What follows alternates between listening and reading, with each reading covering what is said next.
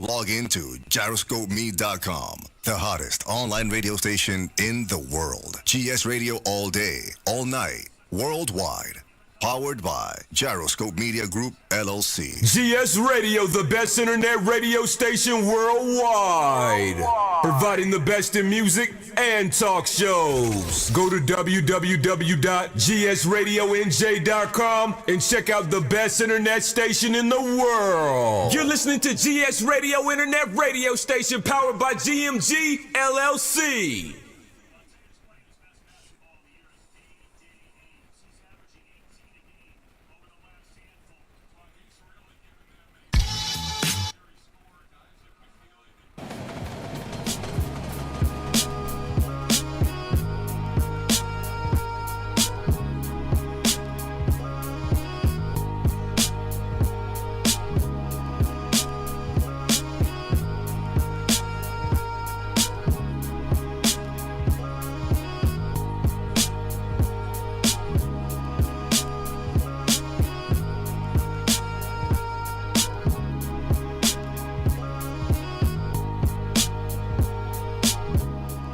Welcome to episode number 396, 396 of the show up. The show, radio, live, and no taking home. The show comes out every single afternoon from 2 o'clock p.m. to 4 o'clock p.m. Eastern Standard Time, only on Gyroscope Radio. Give you back once again for another episode of the show, live on Gyroscope Radio, episode number 396. Let's get into it, man. Congrats to the Super Bowl champion, Philadelphia Eagles.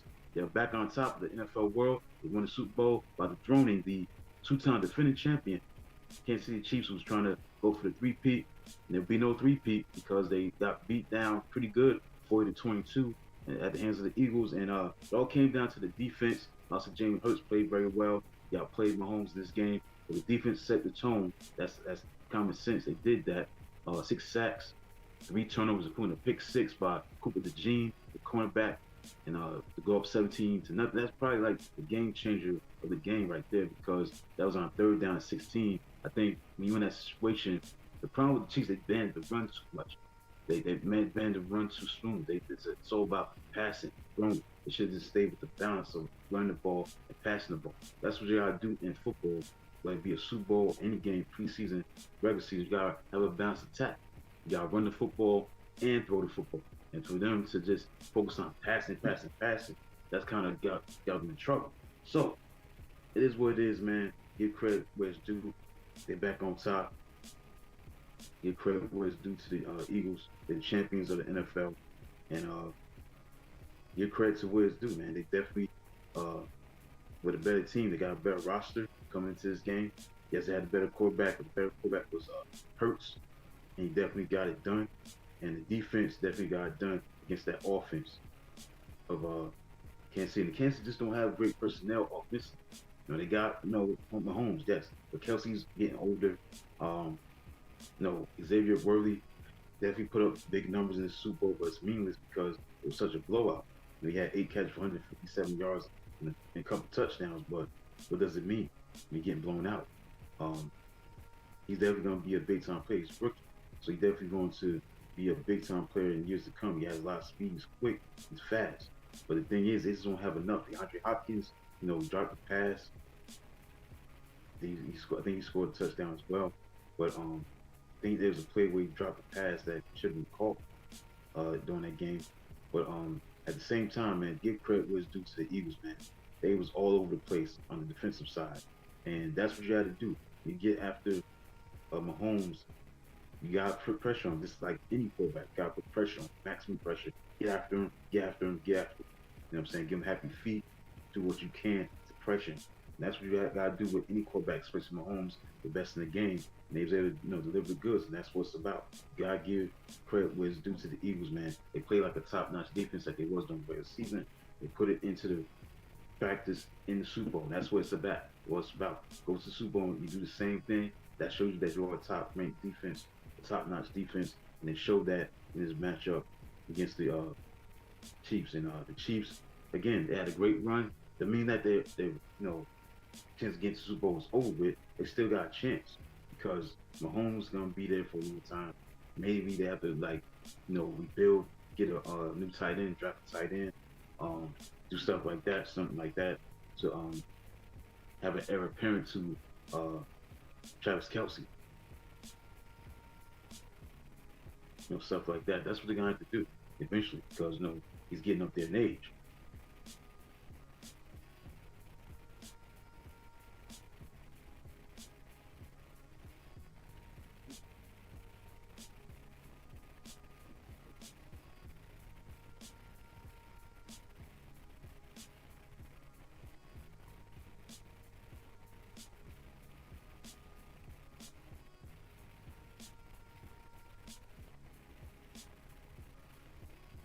So from that standpoint, man, you look at the Chiefs, they will be back.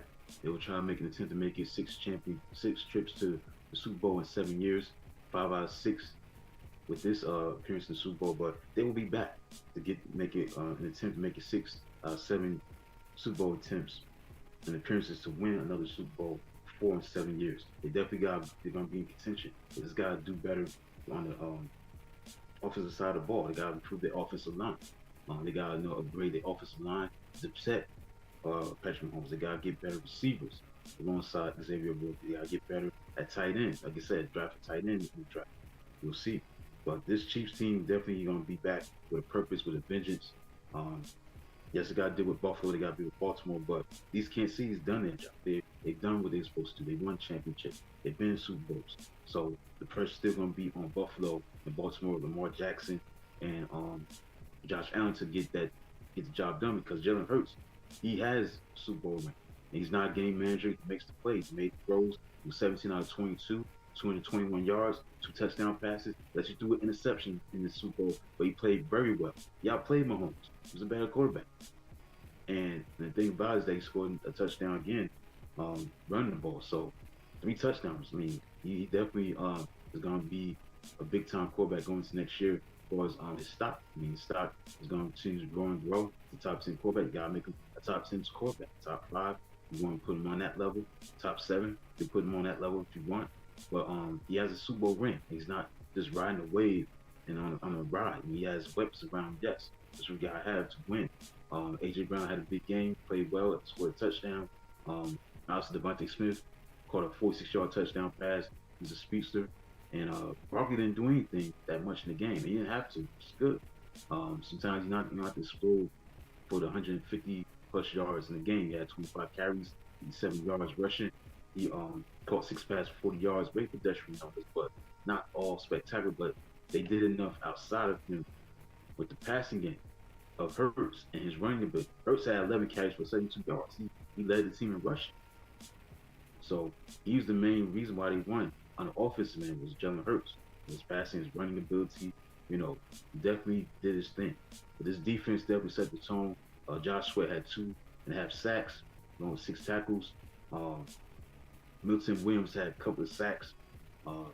Obviously, Cooper DeJean had an interception, big 6 for a touchdown. I mean, this team definitely was on a mission. And this is what you gotta do. That's one of the keys to the game. Was how you gonna get up in the homes defensively. And they did just that. They got the I's, crossed the T's. They connected all the dots. Everything that they had to do defensively, they did just that. They did it. They did it. I'm saying once you do that, you definitely got a chance to win.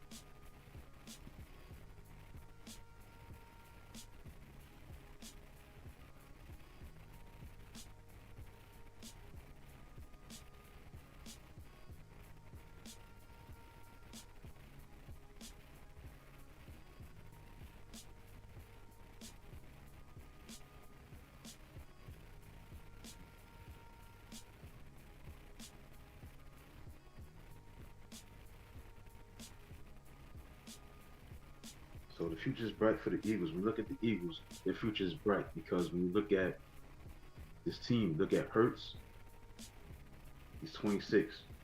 Look at Saquon Barkley, he's 28. When you look at AJ Brown, he's like 27. Look at Devontae Smith, 26. When you look at this team, the core of the team from an offensive standpoint is strong. Their offensive line is not that old. I mean, Landon Dickerson, you got Trevor Keegan, Tyler Steen, Jurgens. These guys are under 30 years old. The only guy that's old on this offensive line is Lane Johnson. He's 34. Everybody else is under 30. This is a young football team. So the best years of the Eagles are ahead of them. The best is going to be ahead of them because they got so much talent on the offensive end and the defensive end. I mean, the age range for what, 6 to 28. So when you look at Hurts, look at Barkley, A.J. Brown, and Devontae Smith, they in between 26 and 28. So this team is not going anywhere no time soon. So you may not be surprised. Don't be surprised if they get to the Super Bowl again next year. Philadelphia Eagles, because they built this roster very well. You got to tip the cap. Talent wins in NFL. You have talent, you got a chance to get the job done. That's why they are the champs. Give them credit.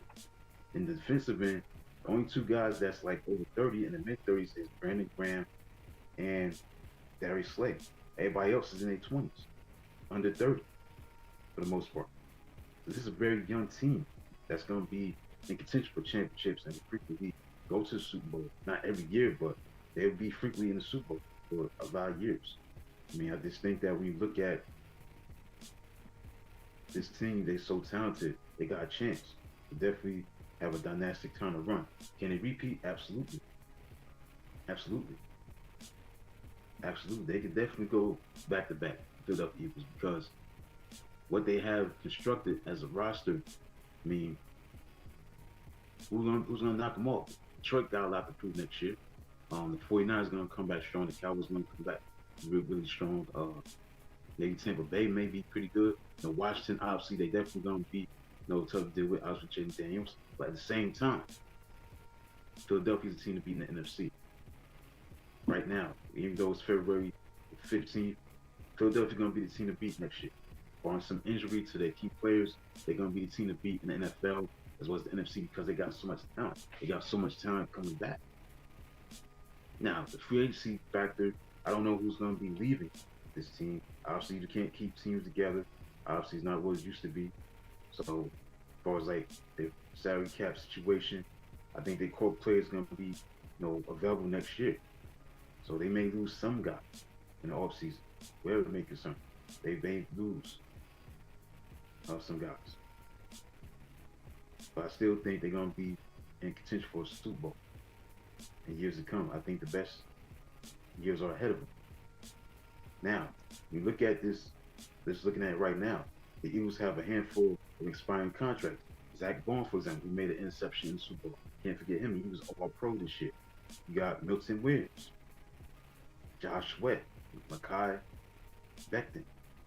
These guys, these individuals on expiring contracts. So you know what that means. They could be a free agent, go to another team. They already lost Kellen Moore, offensive coordinator, to the Saints. Rightfully so, he deserves to get a head coaching job. But this time, with the players from the personnel standpoint, what are you going to sign to bring back as their contracts expire? They got to sign Bourne, Williams, Sweat, Becton, see what they do. Also, Darius Slay, he's 34 years old. They got to decide to hold on to him, or you're going to let him go. So there are going to be some departures. But, like I said, this team is going to be set up to make Super Bowl runs in years to come. Again, Hurts, Barkley, Brown, Smith, Lane Johnson, Jordan Mailata, Landon Dickerson. They're under contract through at least 2026. So they're going to be good. Because they got Jalen Carter, Nolan Smith Jr., Kobe Dean, Quentin Mitchell, Cooper DeJean. They built that team to draft 7 of the stars on defense were 25 years old or younger. Jelix Hunt, Jeremiah Trotter Jr., Sidney Brown, Kelly Mingo, Moro Ojomo. Man, they got so many guys. They're going to be good for a long time because of the youth of the team. So that when you have that, you got a chance to really be good if you're a fan of the Eagles. They got a chance to really do some great things moving forward as a franchise. But the Chiefs definitely going to be back, but the Eagles may be back. You may possibly see these two teams meet again for the third time in the Super Bowl. because Chiefs gonna come back with a vengeance. They got embarrassed in the Super Bowl. This Super Bowl was a non-competitive game. The game was what 34-0 at the time. At time, no 27-0. This game was a wipeout. I mean, ain't no way Chiefs gonna come back from that. I felt the Chiefs gonna win. I was there wrong, obviously on that. I had to go with the quarterback over Hurts, but give credit to Philadelphia, man. They got the job done. When you play like that defensively, you do your thing off on the offensive end, Denver should win the game. So I was dead wrong on that. I picked the Chiefs over the Eagles. I thought there'd be a three-peat. But again, as far as the three-peat aspect of things, I don't think it's gonna ever happen. I mean, I think you gotta give credit where it's due to the Chiefs. I mean, they had a great run. I think their run's not over. But 5 times in 6 years in the Super Bowl, they've got a chance to make it 6 times in the last 7 years in the Super Bowl. But I just think that wear and tear, man, the attrition, everybody's gunning for you, and for them to try to get back, and plus playing in a tougher conference like that, AFC is still a tougher conference than the NFC. Definitely impressive. But again, the Eagles were ready. They were motivated. They had a lot to prove. They was motivated. They had a better roster. They're talented. That's why they won, and that's why they should be Super Bowl champions that they are. So that's it for that, man. So it's sad to see the NFL season, come to an end. It was an interesting season. No, the normal storyline was that can the Chiefs get back to the Super Bowl and make it 3 straight? And they came close to doing it. They got to the Super Bowl again. They ran to the Eagles team that would not be denied. Had a great season by Barkley, 2,000 yards. He has a Super Bowl ring. So obviously having the last laugh after leaving the Giants. Obviously, he made the right decision, signed with the Eagles, even though the Eagles are arch rival to the Giants. But he did the right thing, man. He signed with a team that has a great roster of talented players, and that's what you want to be on. The Giants was not talented. If he would stay with the Giants, he wasn't gonna run for 2,000 yards. He would have maybe a 900 yards, 1,000 yards season, but he was not going to be on the team that was going to win the Super Bowl. Jalen Hurts is better than the quarterbacks that the Giants had. He's better than Daniel Jones. He's better than, Tommy DeVito. He's better than all of them. Drew Lock. You know what I'm saying? It is what it is. Ain't no way Saquon Barkley is going to be successful playing with the Giants. No. What's going to happen? This team was loaded. This Eagles team, rosterized. So he went to the right team that can win a championship, that can win more Super Bowls. I mean, they definitely got a chance to do great things next year. Unless they're going to lose some players. They're going to have some guys that's going to leave due to free agency. I just broke it down. The expiring contracts. We're going to have to try to, we sign some of these guys. I don't think they're going to sign everybody. But it looks like, according to what they had to deal with in the offseason, expiring contracts of Zach Bourne, expiring contracts of Josh Sweat, Milton Williams, and Josh Sweat. Milton Williams played great this year. I mean, in the Super Bowl, they played very well. They definitely brought a lot to the table from a defensive standpoint, but they got to deal with will they be brought back. Zach Bowman made an interception in the Super Bowl. Milton Williams had 2 sacks. Josh Sweat had 2.5 sacks. He could have been co-MVP for Jalen Hurts. Mekhi Becton. You know what I'm saying? These are spinning contracts to these guys. And then Darius Slay. I don't think he's gonna be brought back. I don't think so. Rightly so. They got that at the in the secondary, so they should be good. But at the same time, the parts is gonna be inevitable, but they still have their core guys. That's the key in this NFL, today's NFL. Once you keep your core guys, they've got chance to win championships. Now, who they lose, they're gonna lose somebody. But how you build and deal with that and respond to that, that's the key. How they gonna, recover? How they gonna maintain sustainability of winning championships? That's what it's all about. So that's the thing you gotta keep your eyes on if you're a Philadelphia fan. Zach Bourne, will he be brought back? Milton Williams, will he be brought back? They made an interception. I was like, boom. We be brought back. That's what y'all keep your eyes on. Milton Williams, Josh Sweat. Look like Brandon Graham may retire. Derek Slade may leave. May not come back. Who knows? They may move forward without Darius Slay. So we'll see. So that's it, man, for the NFL. Eagles are back on top. No repeat for the Chiefs. Not a great Super Bowl, though. It was not a great Super Bowl. No, this is not a great Super Bowl to watch. I thought this would be a down into the wire classic game. But give credit to the Eagles, man. They got the job done. That's all need to be said. So that's it for that. So now let's move into headlines, sporting headlines that's going on right now. College basketball, man. You love college basketball. You have a treat. Today, we got number 1 Auburn and number 2 Alabama playing at 4 o'clock. Now, you think about college football, you talk about Auburn, Alabama, the Iron Bowl, all that stuff. But when you talk about that, that's what you think about when it comes to my mind with Alabama, Auburn. But when it comes to, college basketball, now you got something special, something that's kind of unique. You know what I'm saying? Number 1 Auburn against number 2 Alabama. Number 1 Auburn is 22-2. They be playing in Alabama. They're 21-3. Alabama's favored by 1.5 points. It's a great game. Top 2 teams in the country. And this has been a season that's been interesting because in college basketball, you have the SEC dominating the landscape of college basketball because you got like 4 or 5 teams ranked in the top 5. I mean, that's the thing. Let's go to the rankings real quick. Rankings. Auburn is number 1, obviously. 2, Alabama. 3 is Florida. And 5 is Tennessee. You got 4 teams in the top 5. And Florida's tied with Duke for number 3 ranking. Texas A&M, number 8.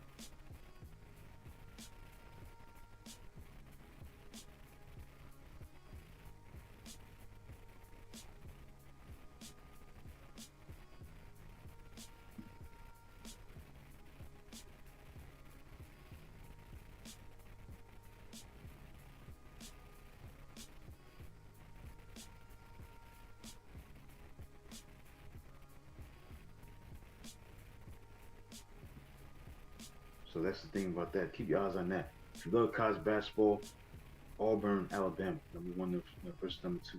That's going to be an interesting game right there. Also, when you look at college basketball, keep your eyes on UConn. Can Connecticut get to the tournament? Why is that? Because they're not even ranked. They're not ranked as of right now. They did beat Creighton this past week. That was a big win. They won by a score of 70. Let's see. 70-66 in Creighton. So they're 17-7 right now. So that was a big win for them. Liam nearly had 38 points, 10 rebounds. They overcame a 14-point deficit late in the first half and ended the 9-game winning streak of Creighton, number 24 team in the country. So that's a big win. But Liam McNeely, true freshman, played excellent. They definitely need to run the table because they're not ranked in the top 25. So they have a lot of work to do to get into the tournament. Now this is a team just like the Chiefs, trying to make it 3 straight championships in a row. They trying to make history themselves. That's kind of rare in this day and age of college basketball from that perspective. So they got to play Seton Hall today. So they got to run the table. Look at their schedule. They got to run the table. They definitely got to do it. If they want to get into the NCAA tournament, plus what they got to do in the East tournament. They got to know win out possibly. Have a good resume to stay ranked in the top 25. We'll see, because they unranked for the first time since the start of the 2022-2023 season. So this is something that's rare situation for the Connecticut to be unranked this time of year, because we in mid-February going into March. So they got a lot of work to do. We'll see about that. But keep your eyes on UConn. Keep their hopes alive of winning 3 straight national championships, because they're on the bubble in a sense. UConn. They're not ranked. If you're not ranked, I don't think you should be in the tournament. I might be wrong about that, but we'll see. I think they might still get in. We'll see. But I think it's possible they may have to like run the table in the Big East tournament to get into the tournament. We'll see. Looking at their schedule, they play at Seton Hall today, 2:30. They play Villanova, February 18th. They play at St. John's next Sunday, February 23rd. That's a big game. St. John's looking good too. Can't forget about them. St. John's looking very good. Now they did lose to Villanova this past week, but St. John's is back to being relevant, obviously because Rick Pitino, his track record turning teams around. They play UConn, Georgetown, UConn. They play February 26th, and then we got 2 games, actually 3 more games on this schedule. Providence, Marquette, and then play Seton Hall last game season. Last game season is March 8th. So they got a few more games to go. So it's going to be very interesting to see what they do from here on out. Because they're 4th in the Big East. Can they do it? Can they run the table and try to win their 3rd national championship and keep that alive as far as that's concerned?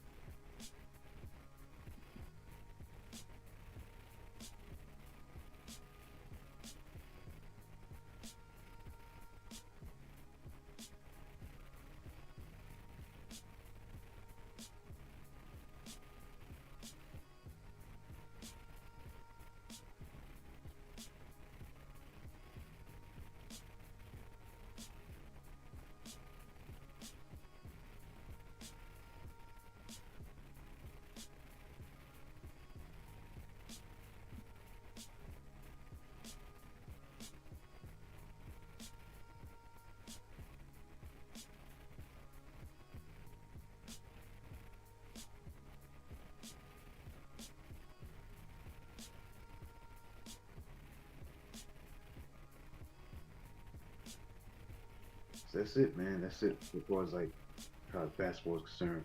You look at UConn, can they do it? Can they go for 3 straight?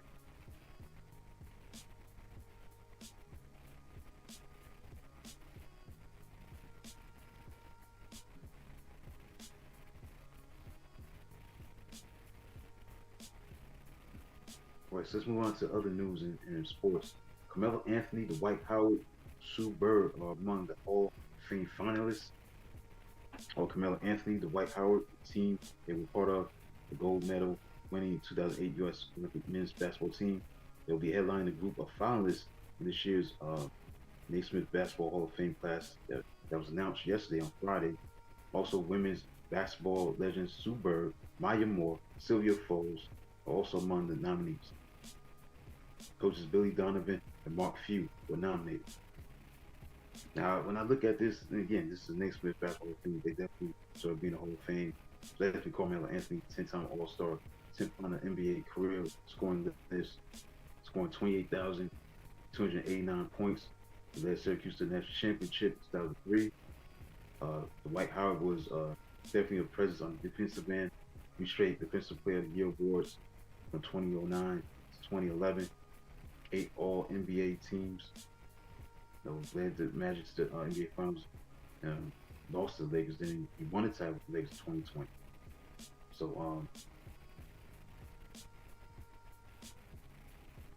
these are the finalists. Nothing's etched in stone, I don't think.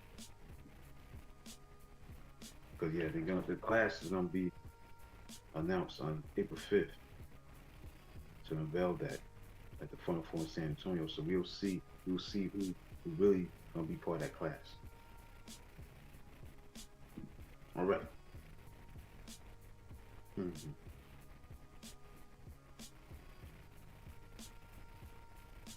Other finalists includes Danny Crawford, NBA referee, 5-time All-Star forward Marcus Johnson, longtime college coach Jerry Welch, 3-time NBA All-Star Buck Williams, former Stanford WNBA star Jennifer Asley, women's basketball pioneer Molly Bolin, Serbian basketball coach Dusan Alkovic, Miami Heat owner Mickey Arison, Israeli basketball legend Tall Brody.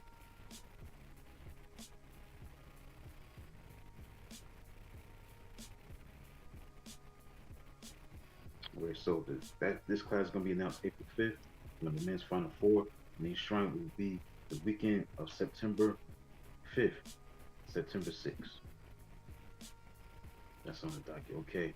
So right now in college basketball, you got number 6, Houston, 20-4 against Arizona at 17-17. Interesting matchup. Number 6, number 13. Right now, Arizona, number 13 team in the country, is beating Houston right now 17-10. First half, early in the game.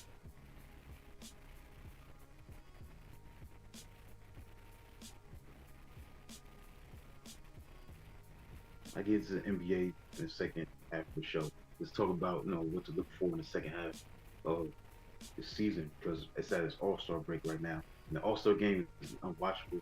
Can't get into it. I get into the slam dunk 3-point contest tonight. I definitely watch that. But I'm not getting into the nonsense with the All-Star game. No, unwatchable. Let's go with some scores in college basketball. Other scores. Right now, you got Tennessee, number 5 team in the country, playing a close one against Vanderbilt. They're winning right now 57-55, 8:45 to go in the second half. Then you got number 16 Wisconsin beating number 7 Purdue 60-53. 11-18 in the second half.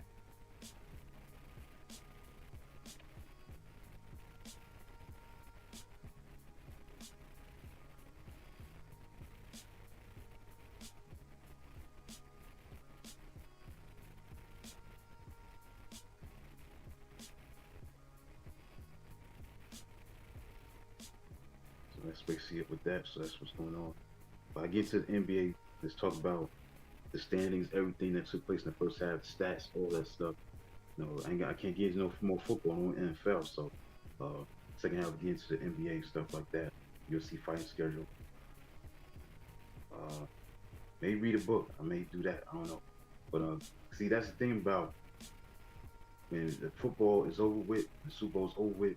It's like it's such a dead period in sports because the NBA's had a bad season.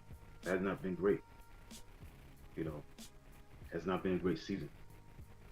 And you got the NBA All-Star game. Yes, I get into the slam dunk, 3-point shooting skills and all other stuff, but NBA All-Star game is a waste of time. It's not a big deal. I mean, I think once you get into, having the Super Bowl is over, what do you have in sports to fall back on? Yes, you got the college basketball aspect of things. Yes, March Madness is right around the corner 2 weeks from today. We got March 1st. So we got that going.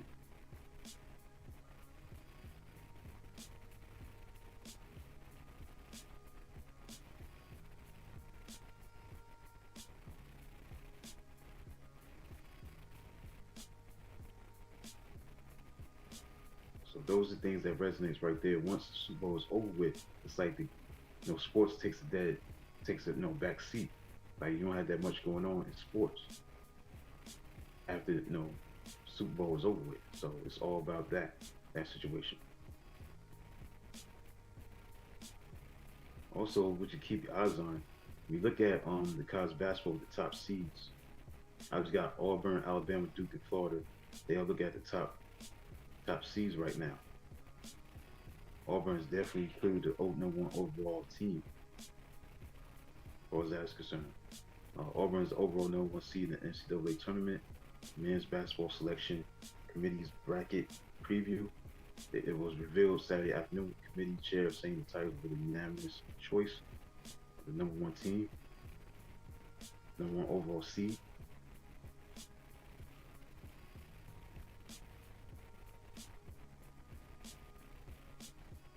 And then you have the number 2 seeds. Keep your eyes on Purdue, Houston.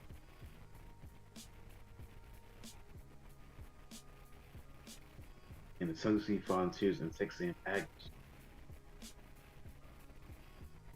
Iowa State, Kentucky, Wisconsin, Arizona, they could be the 3 seed. Then got the 4 seed, Texas Tech, Michigan, Kansas, St. John. They round the top 16 as the number 4 seeds. So keep your eyes on that.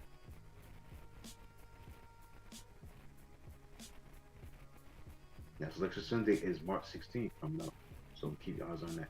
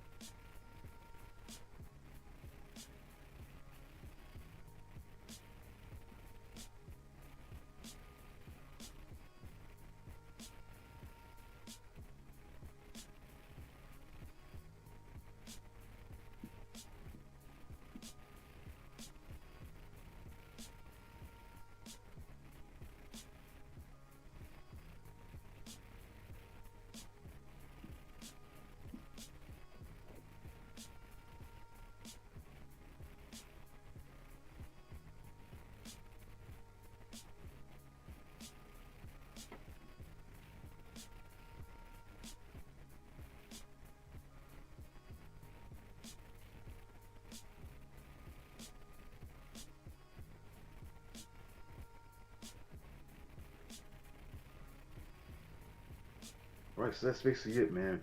I ain't got nothing to say the first half of the show. Talk about sports headlines, obviously Super Bowl recap that took place last week. That's basically it. So I'm gonna take my full music break songs and come back. More of the Rashad show, get some UFC fighting schedule, get into some NBA, maybe read a book, possibly. Close out the show. That's basically it, man, for um, the show for the second half. So that's basically it for that. So I'm waiting for the engineer to come back and take me to full music break songs and come back with more of the Rashad Show live on Scope Radio, episode number 396. So that's basically it for that.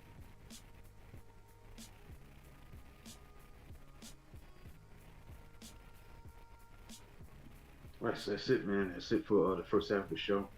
So, again, Super Bowl champion, Philadelphia Eagles, they're back on top. Good for them. But talked about that and also talk about sports headlines and stuff like that. So, I'm going to take my free music breaks on, get into, like I said, USC fighting schedule. Who's going to be fighting today. Then get into the NBA second half. This is what to look for. The second half of the season, recap the first half of the season with the stats, everything, and move forward and keep it that way. So, maybe read a book and close out the show.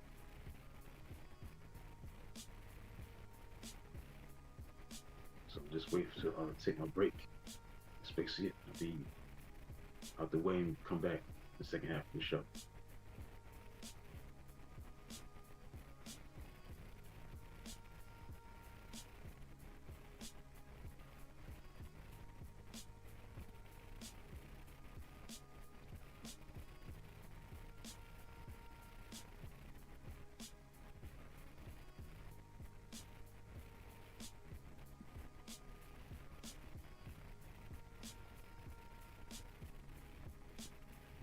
Still waiting for the engineer.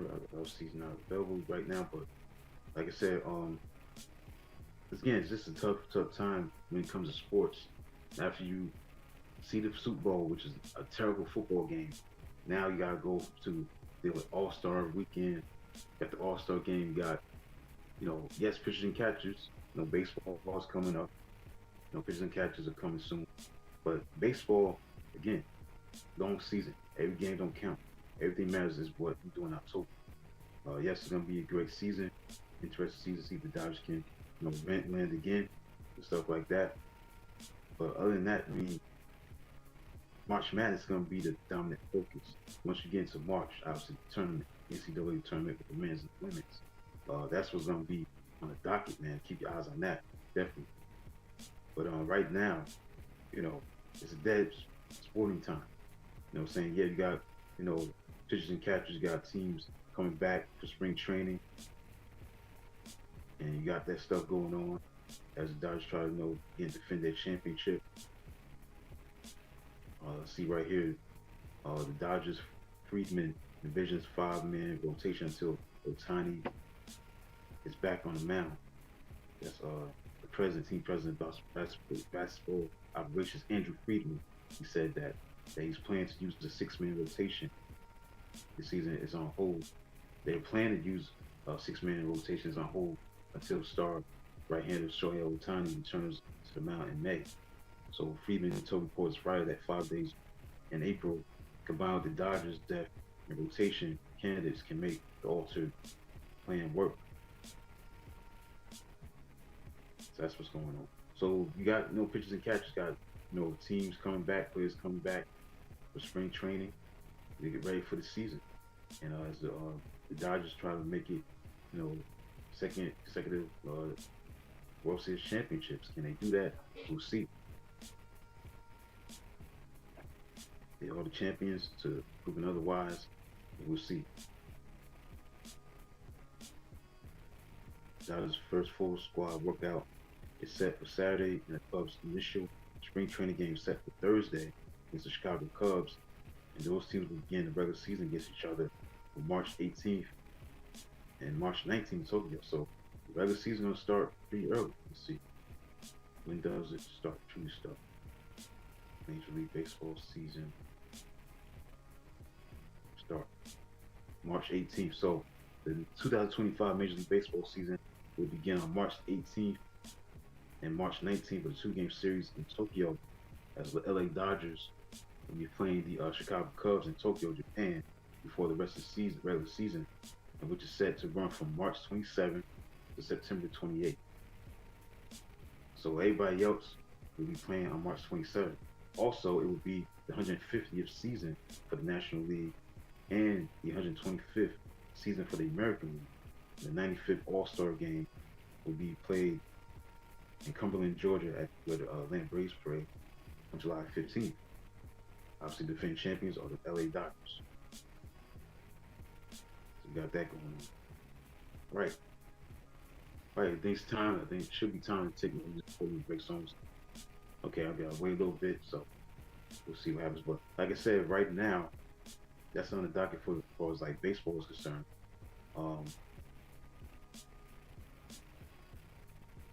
2-game series between the Dodgers and the Cubs in Tokyo, Japan. And then the rest of the regular season will be set to run from March 27th to September 28th. 150th season, that's a silver anniversary, man. 150th, like a banner milestone of the season when it comes to the National League having its 150th season and 125th season for the American League. That's another milestone of the season. So it's going to be great.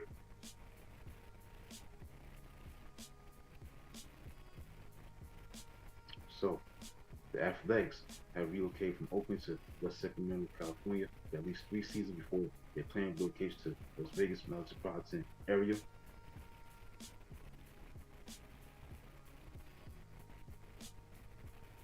So, what you're going to have also in the season of Major League Baseball, keep on doing so the engineers show up. Just talk about some baseball. But the scheduling formula was modified this season to increase the number of games between prime interleague rivals from 4 to 6, playing 2 3-game series instead of 2 2-game series. May 16th to May 18th has also been designated as a rivalry weekend. It's featuring 11 series of these prime interleague rivals.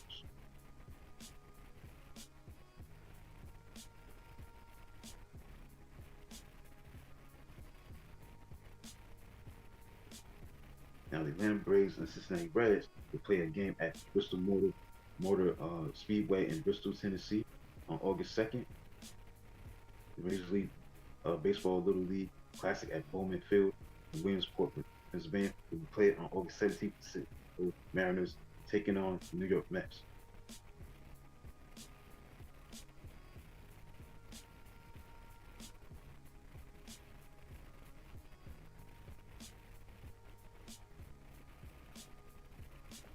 Also, wholesale changes. We got uniforms will revert to previous cut materials following controversial Nike Vapor Premier changeover in 2024.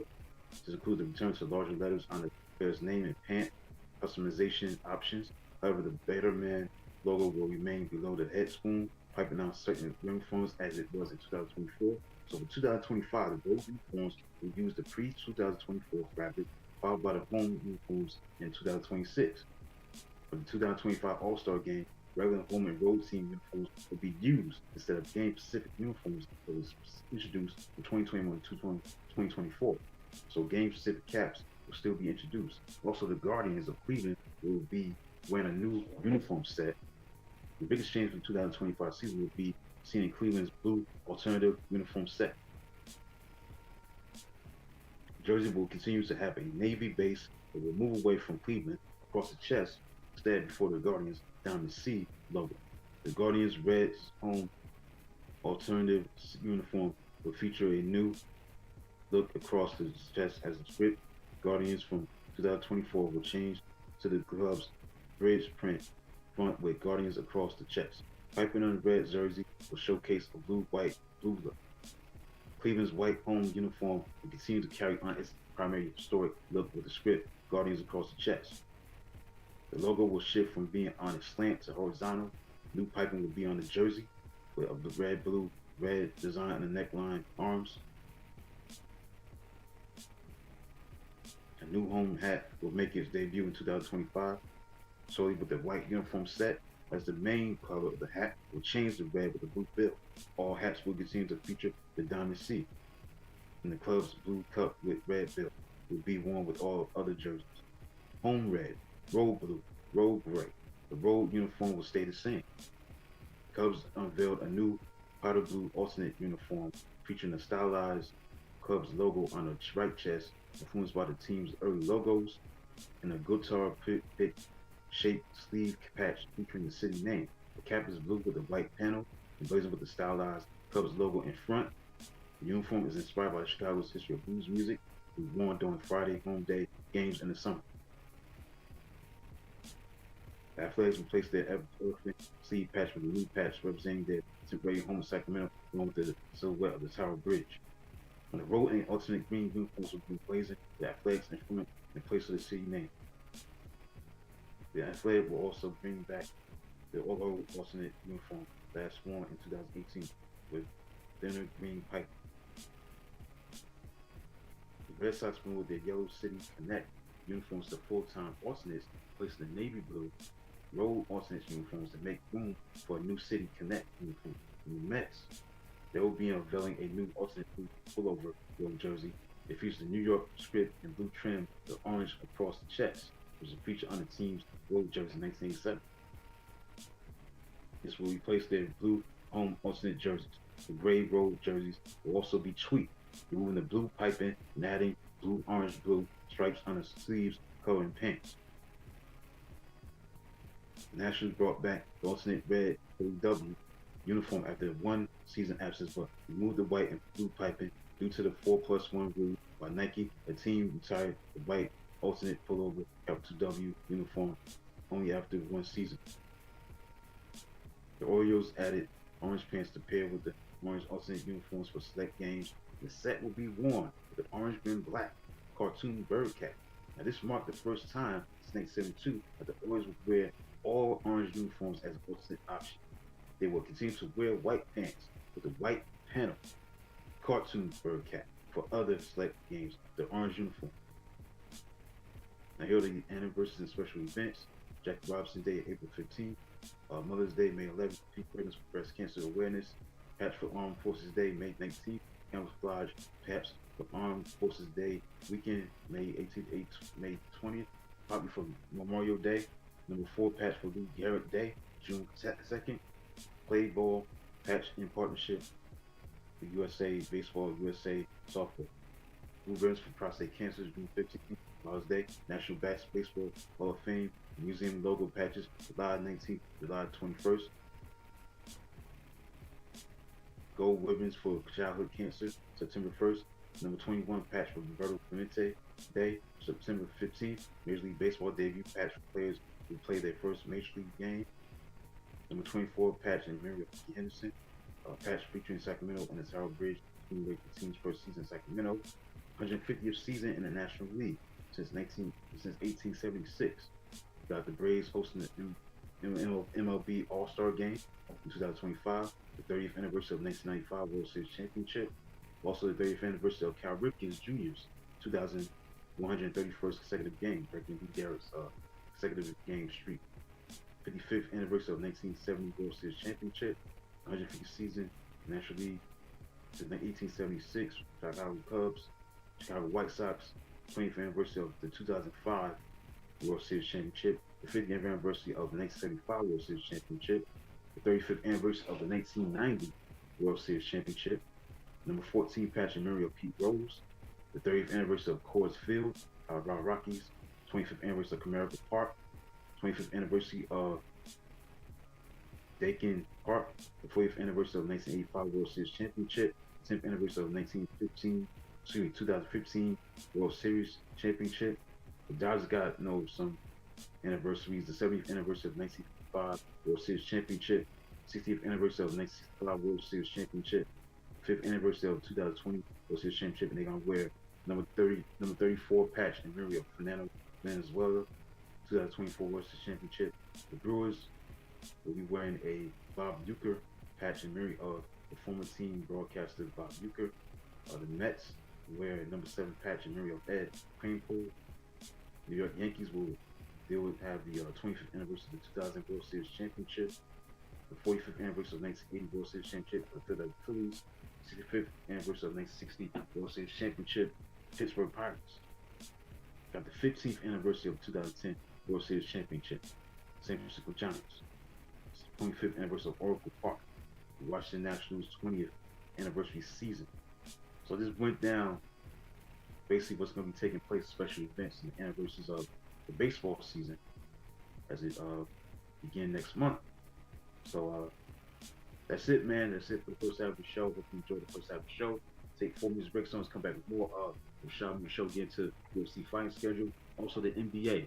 Recap of the first half of the season, look at the stats and all that, and also present some questions. What to look forward to in the second half of the NBA All-Star break, after the NBA All-Star break is over, because we're done with the All-Star break right now. So after the All-Star break is over, this coming week, we begin the second half of the season, and the NBA break that down and talk about some questions to deal with, to talk about for the second half of the season as the outlook of the second half of the season begins, and talk about my perspective on that. Maybe read a book, maybe, if I have time. If not, I'll just deal with that what I'm dealing with on the docket the second half of the show. This is the Rashad with the show every single Saturday afternoon from 2 o'clock p.m. to 4 o'clock p.m. Eastern Standard Time. Only on Gyroscope Radio. Be right back.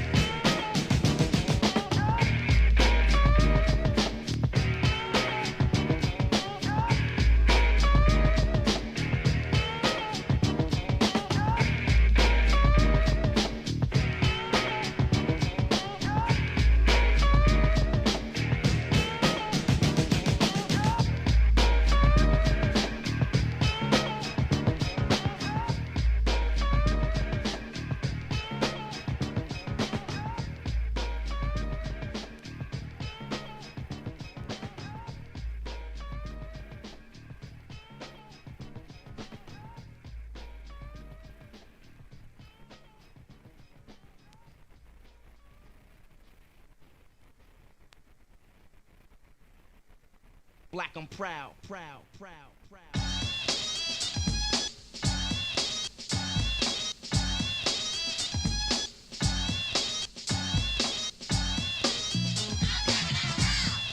Black I'm proud. Can't stop the bum rush. Blessed with the talented format. I'm kicking the earth like a doormat. The more I grow, the more I understand. And I don't really care about a grafted man, cause he wants to mold me, shape, and carve me. But I use my mind like Marcus Garvey. Dr. King was a man with a new faith. They got rid of him. That was the last day. Clue was Klux, the man of a clan. Called to crucify the intelligent black man. Honor is African to die as a dweller. Reach out to teach like Nelson Mandela. Power for all my people. The rebels back and the brothers are equal. So let's unite so we can all resist him. Black, the shade of the solar system. Freedom of speech, I scream it loud. Proud to be black, cause black I'm proud. Proud, proud, proud. Black I'm proud. Can't stop the bum rush. Black I'm proud. Can't stop the bum rush. I'm living this race like a marathon, and I'm going out like Farrakhan. But he's not out cause the brother is all in. The black man was here since the day began. Beware, the cursed seed is out there. Tragedy will live for a light year. As long as we fight and go all out for each other, black will be the color of my brothers. Find your ancestors and what they did, cause intelligent blacks built pyramids. Seek and obtain, you'll find descriptions. Pyramids were built by Egyptians and put on plantations to work the fastest. Mothers and sisters raped by slave masters, gamed by the devil and swift talkers. Until this day my brothers are sleepwalkers, tricked by the devil to feel inferior. In all reality, my people are superior. Freedom of speech, I scream it loud. Proud to be black, cause black I'm proud. Proud, proud, proud. Black I'm proud. Can't stop the bum rush. Black I'm proud. Can't stop the bum rush. Bum rush. Bum rush. Bum rush. Bum rush.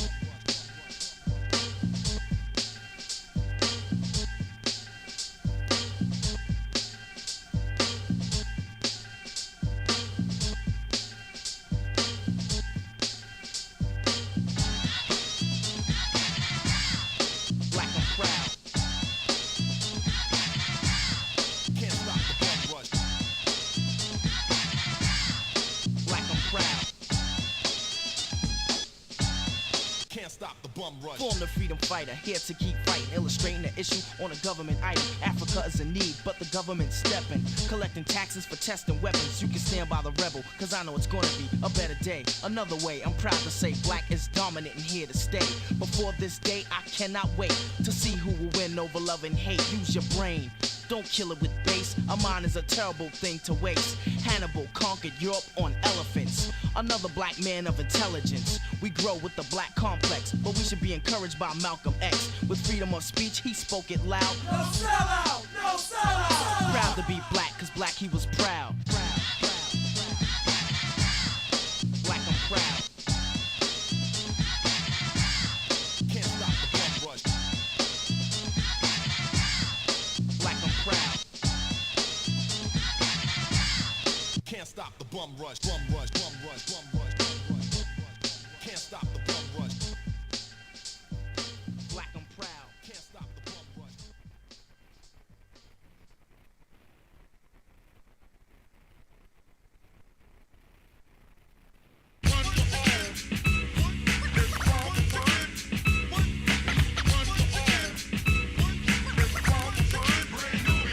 I hear the beat of swinging notice if my name was David Ruffin. Quick to toast an MC just like an English muffin. Don't worry about a thing because the poop is never bluffing. I catch headaches from the whack, so then I take a buffin' and I max. I wait until the opportune time and then I tax. But should I max? Now they say sinning is for sinners, so I guess I'm not a sinner. Beginners for beginners, so I guess I'm no beginner. This is how I spark it, puts loot in my pocket. When it comes to having pleasure, I get hard as a rocket. MC Grand Poo coming through all the residue. The songs are main closet dating back to the Babalu. My boys are calling out. The phones all of them jocking. I can think of many episodes I swung down Lincoln Park. No, I'm not a phony and I got a tenderoni. Love the way she is, not too fat, not too bony. Don't drink, Sanka won't sink like a tanker. Knock the boots off a certain Casablanca and I thank her. Some rappers stink like Engelbert Humperdinck. Better yet, they cap it. I got a bad habit similar to the girl, or she's gotta have it. I think with the brain and I wish behind a zipper. I'm living kinda good, similar chipper. A landlord named Rubber did a show at the Copa. When I'm finished with this, I'll be paid like Oprah. So if honey wants to act fly, I'll just play like God and I'll say see you later. Here comes the man and you find none greater. A program to slam with the summer, spring, or fall. Before I do a show, I get some chickens out the mall. Then I get my gear and I give Trevor a call, cause he works in a barber shop right behind the mall. Other rappers try to rhyme me, but you know they got bid. To put it blunt, honey, I swoop the kids. So boogers back off, breaking off, here comes the regulator. Bet you that you find none greater. So Alamo, tell me what you gonna do, because it's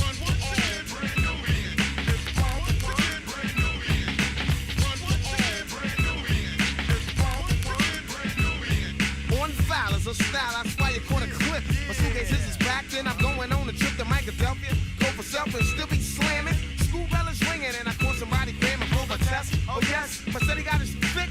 Country with my rebel didn't hurt you. Just a nick off your face, don't play boxer. Watch me and I'll blossom like a rose. And get some new clothes and a fresh spray from Rob. Jump on the phone and dial the now room. About to come one swing them all. We about to get it hectic if my crew don't get in. The X makes the X to the rear. I'm out of here, don't front on my brothers. Take care of them before I take care of others. The woodbats is doomed in the 90s, it's aluminum. Step to the stage with a mic and I'm doing them some awful. I'm a sister and I'm lawful. Hey yo, what's up? Check it out. I go to 104, rip the policeman's ball. I got the power to make a car stall. I get some drinks from blackers, but when the crowd slackers, I stop drinking. And then I start thinking about days in the past when Derek was last, but now I'm over top. Damn news travels fast cause I'm like that. They can't wait, they can't see this. Read my book, it contains many pieces of verses. I took the time to delete all the curses. So moms reach deep in your purses and buy me, take me home and try me and do me well. Now everybody home away.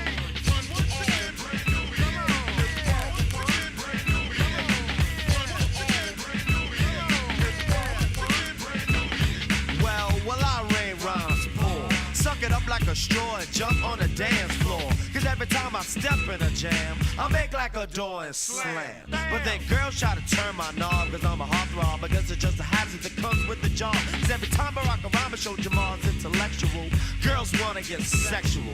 I guess I have to cope with being so dope. You wanna be me, but can't see me with a telescope. You seek and search, but still you can't find. You weak and it hurts to be deaf, dumb, and blind. A supreme mind will take you out of your paralysis. I grip the mic so tight I get calluses. And your analysis is that the Lord whips rhymes into shape with a mic cord. I do it good cause I'm a positive black man, eating up suckers as if it was Pac-Man. Not a dapper damn fan, I stay casual. To rock like the J, it comes gradual. Gotta know the ledge to wise the jump, and understand your culture of freedom.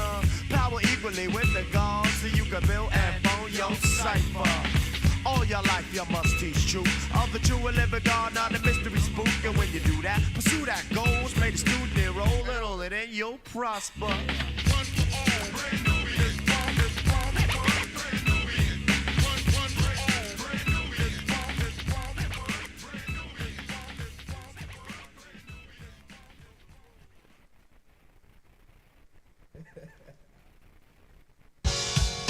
Peace to the God. Peace, Allah. Hey, yo, there go that brother Grand Poobah. Heard that brother got knowledge. Yo, True and J, brother. Yo, let's have that brother come over and add on to the site.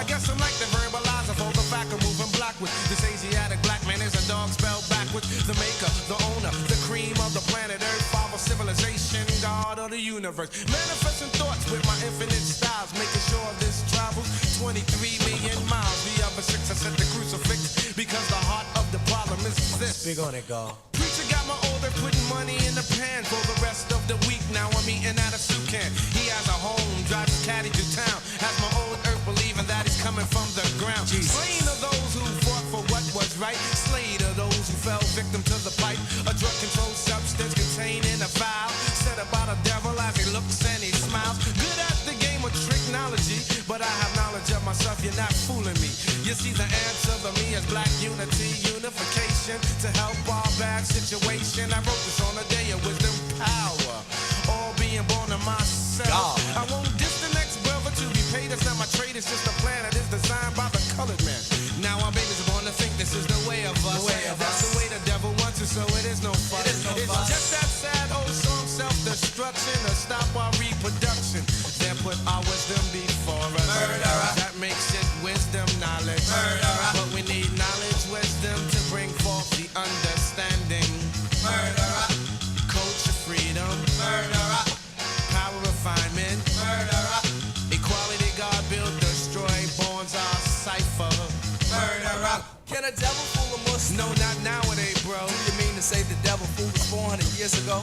Why equal self? A trader made an interpretation saying that we receive more gold for our labor in his nation. Do we receive more gold? God, now cipher. It's time to drop the bomb and make the devil pay the piper. True indeed, God. True indeed, God. Why? True indeed, God. True indeed, God. Why? True indeed, God. True indeed, God. Why? True indeed, God. True indeed. Sunshine. Wake up, wake up, wake up. Everybody loves the sunshine. Wake up, wake up, wake up. Folks get brown in the sunshine. Wake up, wake up, wake up. Everybody loves the sunshine. My life, my life, my life, my life. The solution, knowledge of self, to better ourselves. Cause I know myself that we can live much better than this. Nothing's changed, it's just another sequel. The devil's still causing trouble amongst the righteous people. Drugs in our community. That ain't right. Can't even get a job. That ain't right. Poisoning our babies. That ain't right. Lying who is God. That ain't right. Well, here's some food for thought. Many fought for the sport, and the black man still comes up short. It's time to motivate, build and elevate. Blind, deaf, and dumb, we gotta change their mind state. So our dip, diver, civilizer 85er, gotta let them know the devil's a conniver. This is the plan from the brother man, from the motherland. Now it's time to take a stand. I keep striving to do my duty to awaken to the universal family. I say assalamu alaikum. Yeah. Now I'ma do it like this.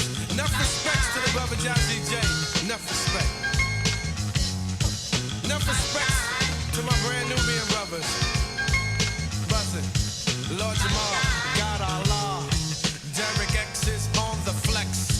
Alamo is good to go. Sincere, the God is in here. So move on, black man, move on. We gotta move on, black man, move on.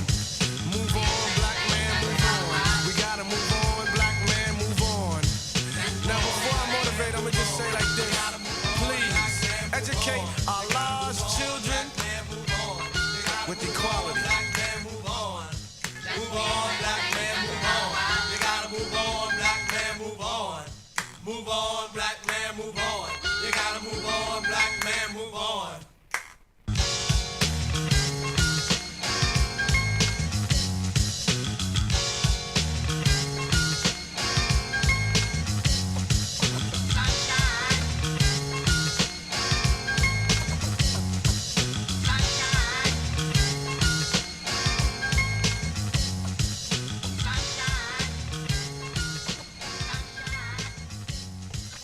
Welcome back to the 396th episode of the Rashad with the Show. Live on Josh Radio. Now it's time to get to some UFC fighting schedule, to get some NBA.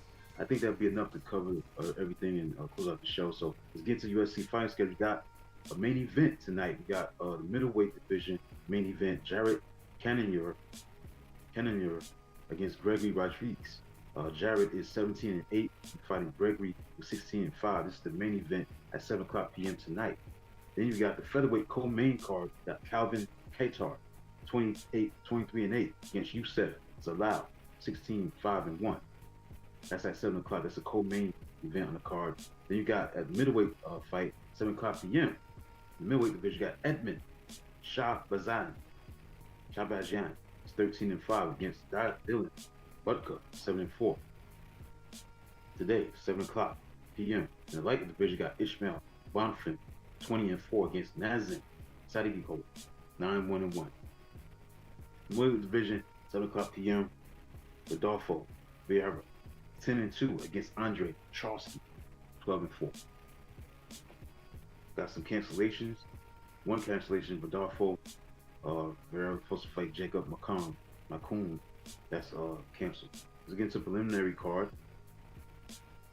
today. 4 o'clock, you got the featherweight division. You have Connor Matthews 7-2 against Jose Delgado 8-1. You got women's strawweight Angela Hill 17-14, and Caitlin Souza 15-4. Flyweight Rafael Esteban undefeated, unbeaten, will fight host Jesus Aguilar 11-2. Welterweight Gabriel Bonfim 16-1 against Kellen Williams 15-3. The bantamweight division got Vince Morales 16-8 against Elijah Smith 7-1. Dontel Meggs 11-7, one no decision. Walter Walker 12-1. And you got the women's bantamweight division. You got Julia Avila 9-3, and Jacqueline Cavalcanti 8-1. Cancellations: Jared Gordon 27, one no decision. Koei Fernandez 9-2, that's canceled. Gabriel Bonfim 16-1 will not. Representative 23-1-1, and Jared Gordon 20-7, one no decision. Mash Rabajan Uzi Bad 20-4-1. That's a cancel. Those are fights that are canceled. So that's on the docket right there. UFC fighting schedule. Let's keep moving. Let's see what else. All right, that's basically it. All right, so give you updates what's going on in college basketball before I get into the NBA landscape of things. Because we got the Arizona game against Houston. That's a big game. And don't forget, at 4 o'clock, you got number 1 versus number 2, Auburn, Alabama. Okay, right now we got a TV timeout. It's the second half of the game between number 6 Houston versus number 13 Arizona. Tied at 34-34, so it's a dead even game between these two teams. Texas Tech is beating Oklahoma 12-9. But the big game of the night, of the whole day, number 1 versus number 2. Try to get some interest in that game. Try check that game out, because it's not like number 1 versus number 2, man. Whether it be college basketball, college football, you know what I'm saying? You got the 2 best teams in the sport going against each other. So we're gonna be tuning into that if I get off the air 4 o'clock p.m. Matter of fact, let's look into this matchup before I get into the NBA to close out. All right, when you look at this matchup, Auburn Tigers are 22-2, 10-1 in SEC. Alabama Crimson Tide 21-3, 10-1 in SEC. This game will play at 4 o'clock p.m. in Tuscaloosa, Alabama. Top-ranked Auburn against number 2 Alabama. Now the Crimson Tide are 10-1 on their home court. Alabama is 20-3 against opponents over 500. The Tigers are 10-1 against conference opponents. Auburn is 6th in the SEC with 24.5 defensive rebounds per game, led by Johnny Broome, averaging 7 rebounds a game. 7 rebounds. This is the defensive rebounds for 7. Okay, Alabama averaging 10.3 made 3-pointers per game, 4.3 more made shots, and the 6 per game Auburn gives up. Auburn averaging 9.5 made 3-pointers per game this season, 2.7 more made shots on average than the 6.8 per game Alabama gives up. Now this matchup today, this Saturday, is the first meeting this season between the 2 teams in conference play.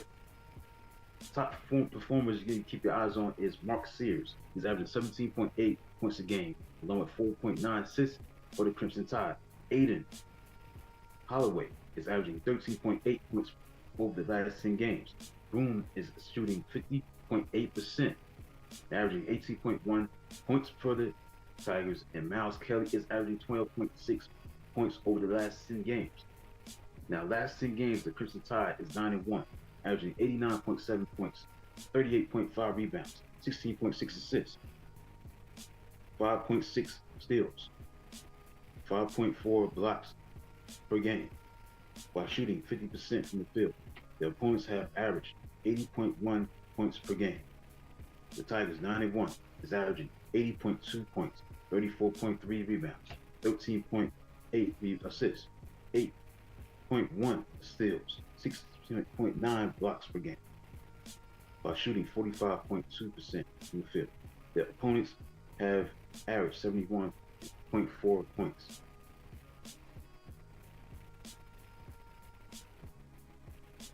So that's what you gotta keep your eyes on in this matchup. Alabama's the favorite at home, 1.5 point favorite. It's gonna be an interesting game. I'm against this game as I get off the air. I mean, no one versus them two gets no better than that.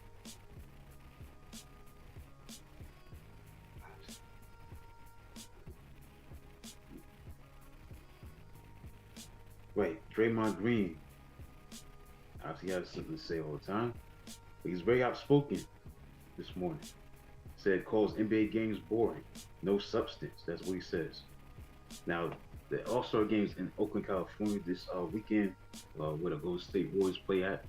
So Draymond Green has some words to say. He said he spoke a few minutes this morning about the state of the game, about how he believes it's officiated differently than it once was, and about how stars don't get the benefit of being stars that they did in the past. So then the four-time champion with the Golden State Warriors was asked a simple question. Does he think the NBA game is boring? And he said, absolutely. He said, such is the challenge that the NBA is trying to fend off the notion that this era of higher scoring games, more 3 points than ever, and a lack of rock'em sock'em physicality like there was a couple of generations ago is hurting the product. On the other hand, on the one hand, NBA is about to enter a new series of broadcast and streaming deals that will generate at least $76 billion, about 3 times more than the last deal. So interest still obviously exists. Player salaries are bigger than ever. These keeps setting attendance records and merchandise keeps flying off the shelves. But the NBA keeps hearing the question about the encore product. And Green is among those that think issues exist. He cited an interview he saw with the late Kobe Bryant, who died in 2020, called the game accidental basketball. It's all penetrating pitch. Bryant said in that interview, you may make the shot, you may not. He couldn't have been more right, said Green talked about a recent Warriors game against the Los Angeles Lakers and how it was refreshing to go against a thinker like LeBron James, who's notorious for finding weaknesses in sporting. Every possession is some type of chess move. You don't get that today in the NBA often. You don't get that on a regular basis. Just who can run faster, who can hit more threes, and it's no substance. I think it's very boring. For a team like the Warriors with the proven champions such as Green and Stephen Curry, along with a champion coach Steve Kerr, the run and shoot all the time game isn't exactly the preferred game. Like, you want to be one of the teams that aren't playing the accidental game. That's the challenge, he said. I agree with everything he said. This is why I said the NBA's been a bad season. It's been terrible. Awful. Awful.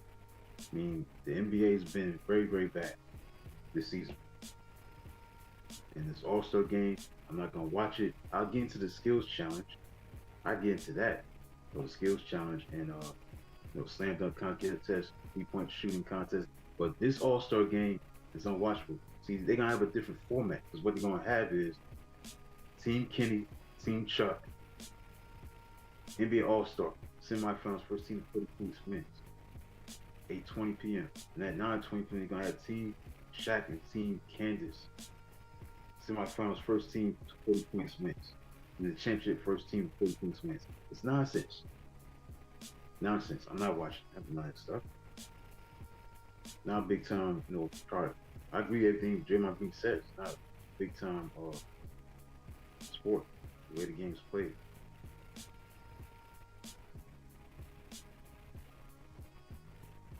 Now, last night you had the Rising Stars played last night. San Antonio Spurs rookie Stephon Castle said the Rising Stars MVP trophy hosted Friday night is the only all-way plans to win during NBA All-Star Weekend. Castle led Team C, coached by Chris Mullin, over Team G League, coached by Jeremy Lin, so a decisive 25-14 win in the final.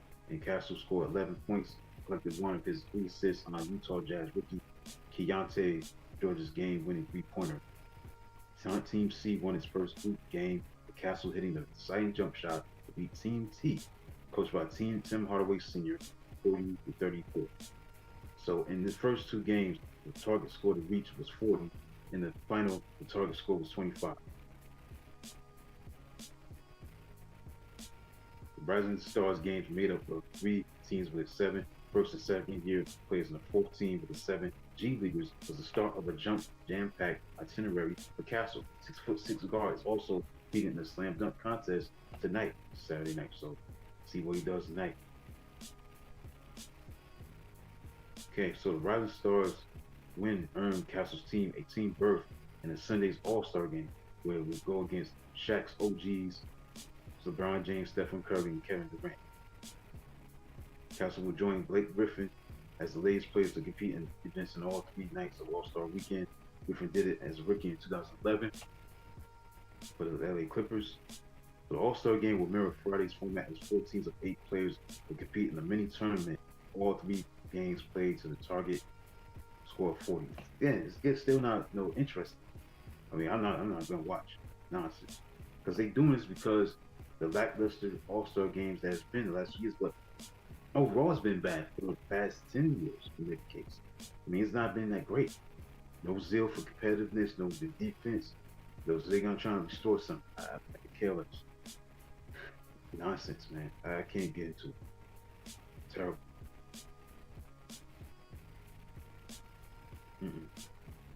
Can't get into it. Right, so we got that going on. That was last night, the Rising Stars.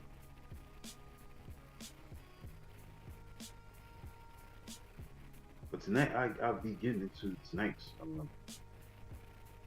festivities. I'll definitely get the slam dunk contest, skills challenge. I'll definitely be watching that.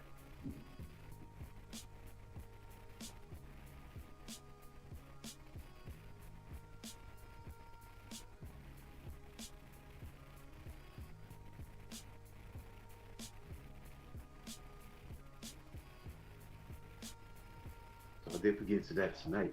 But not watching the All-Star game. I can't do it. I don't care what they do, the changes. I'm not watching. I can't do it. I can't do it. I can't watch it. So I'm watching. Yo. So I get into the festivities tonight. Right, so that's the NBA. Look at the NBA. Let's look into the stands now. Right now, it's at the NBA All-Star break. Right now, the 2 best teams in the league, it's been like this all year long. So far as Cleveland and OKC. Cleveland has a 44-10 record. They got a 4-game win streak at the All-Star break. And you got OKC 44-10 at the All-Star break. They've been the 2 best teams. They've been neck and neck all year. Are they on the collision course to make it to the NBA Finals and play each other? You know what I'm saying? That's the first question, is can Cleveland continue their dominance in the second half like they did in the first half?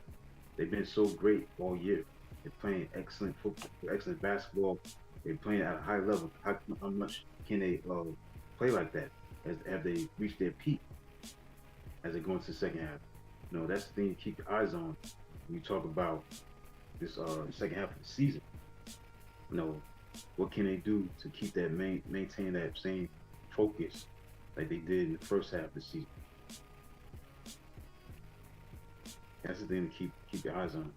Because they've been dominant, man. 44-10. You know, can they win 70 games and stuff like that? Is that possible? The 76ers of Philadelphia, do they have a playoff run in them, climb out of being 20-34 record? The 76ers have to play 700 basketball. Now, this is a team that has been maybe the most disappointing team of the first half. They had got Paul George, Eric Gordon, Andre Drummond, Caleb Martin, who they traded. They made all these moves, and it's been a disappointing season. Philadelphia 76ers. Jordan B being hurt, may have to have surgery again. I mean, it's just a mess. Guys in and out of the lineup. It's a terrible season. You get Reggie Jackson, you get Eric Gordon, you get Andre Drummond, you get all these new players, Paul George, and you doing this. Our guys hurt all the time. I mean, it's bad. But this is just definitely a great question. Does the 76ers have it in them to overcome and try to make a run? But they're not going to do it if they don't have the deep in the lineup. And everybody's in the lineup like they're supposed to. Again, they trade Caleb Martin to Dallas. So when you look at this team, where do they go from here? to make this team better. See right here, they got Josh Richardson.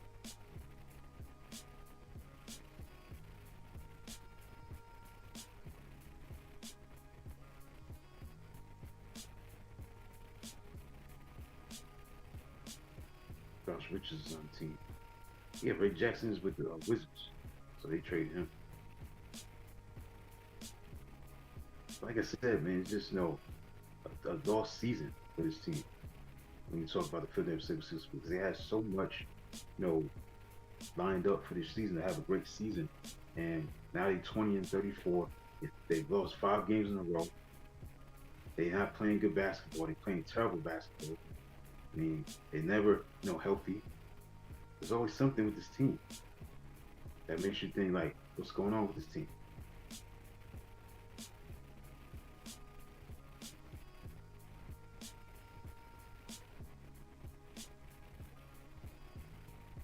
Man, I might be wrong about this. Did Josh? Oh, he used to play with the Sixers. He ain't with the Sixers no more. Josh Richardson. My bad. That won't be accurate. He currently plays with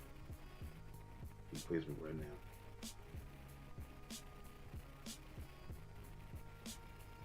His current team is Miami Heat. He used to be the Clippers a long time ago. Like I said, man, the Sixers, do they have it in them to really? He was traded to the Utah Jazz in a 5-team trade, including Jimmy Butler. But he's way short after. I don't know where he at now. Maybe back with the Sixers. I don't think so. We'll see.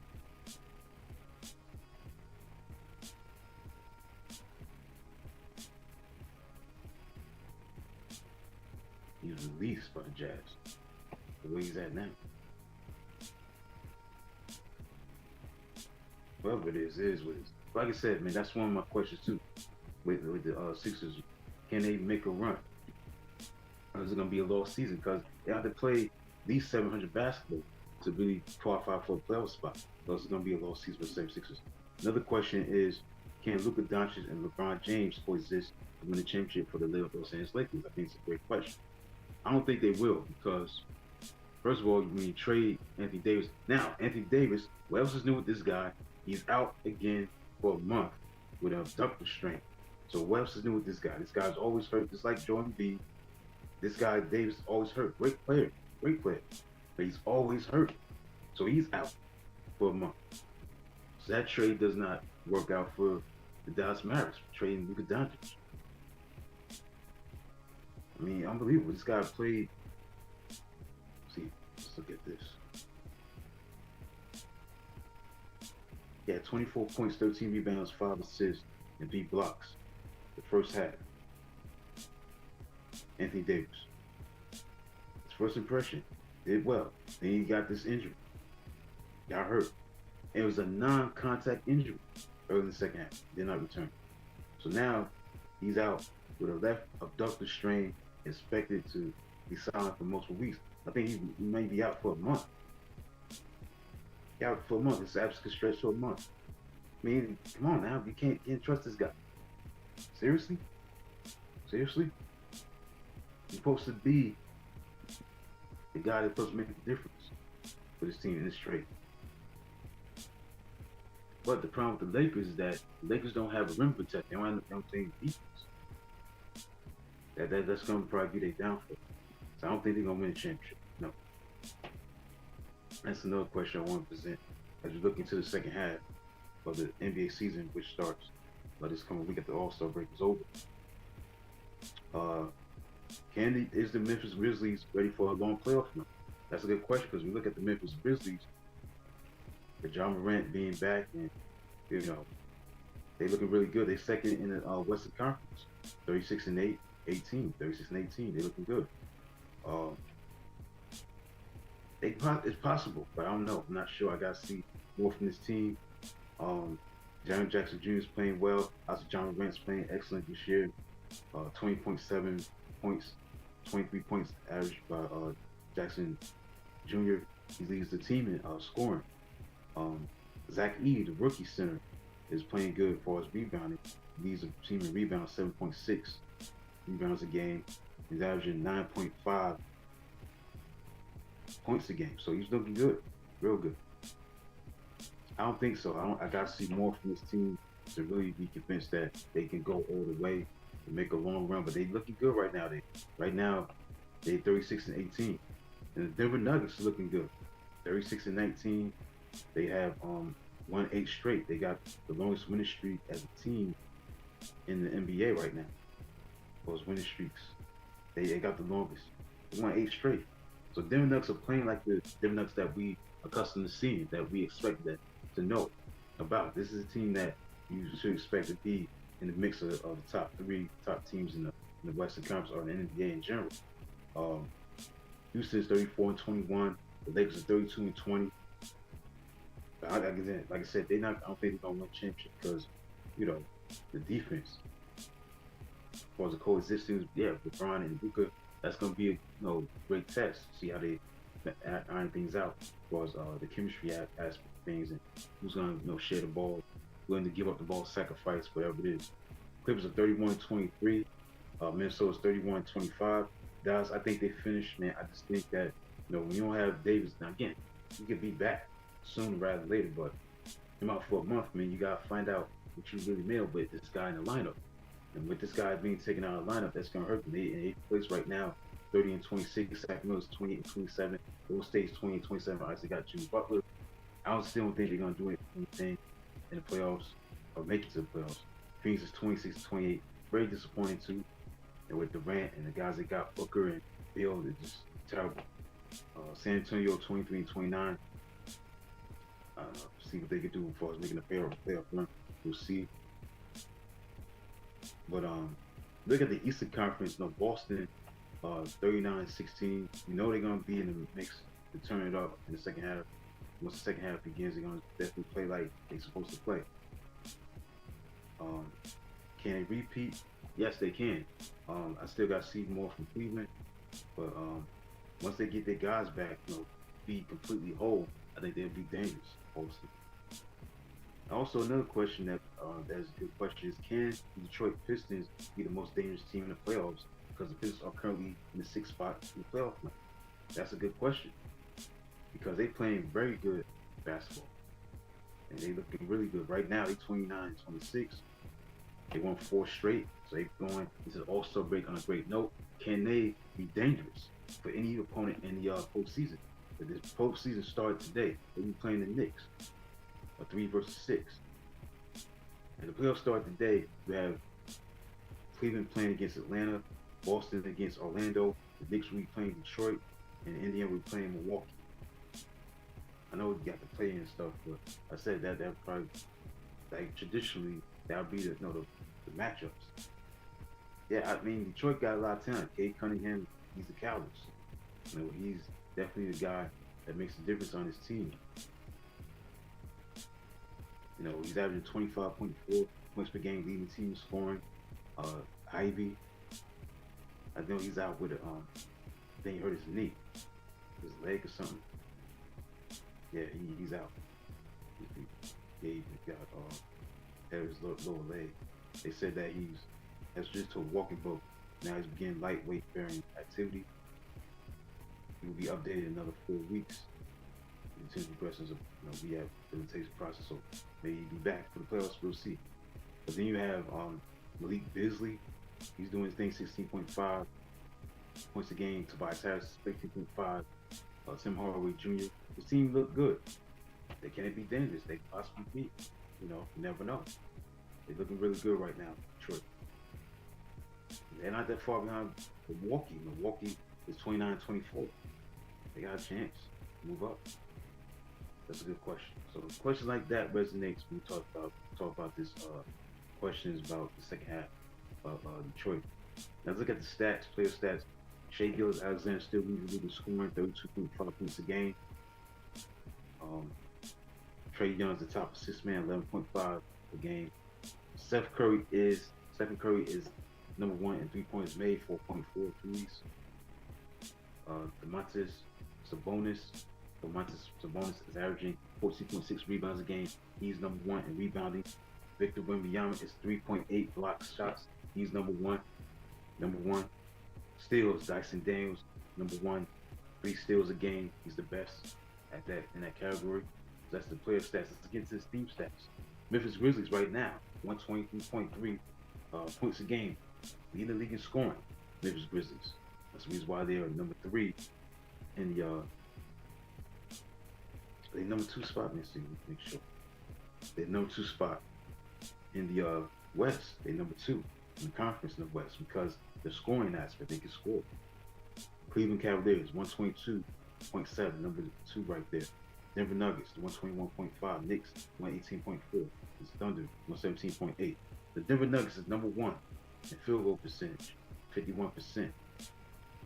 They're the top as far as field goal percentage. Points differential, you got Oklahoma City Thunder, 12.9 points differential. They number 1. That's the reason why they are where they are. And Cleveland's right there with them, 10.7, because that's why they're so great right now.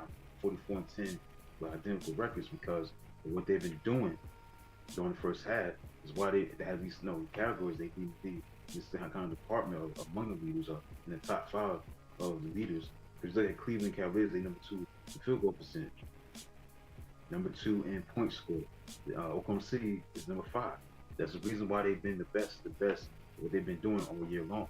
So that's the thing that stands out. Then you look at the defensive category, points allowed, who's number 1? Oklahoma City Thunder. They only allow 104.9 points a game. So they're doing it on the defensive end. They're number 1. Rebounding. Houston is leading the league in rebounding, 48. Memphis Grizzlies is number 2, 47.8 rebounds. Block shots, Spurs 6.5. Right, so that's it, man. For the NBA outlook on things. So again, the second half going to start this coming week.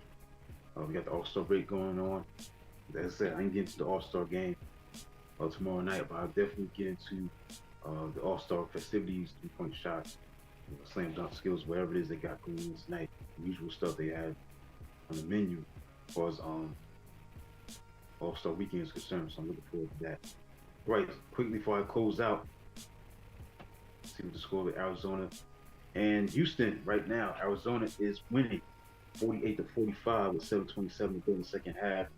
Official timeout has been called. This is a big game.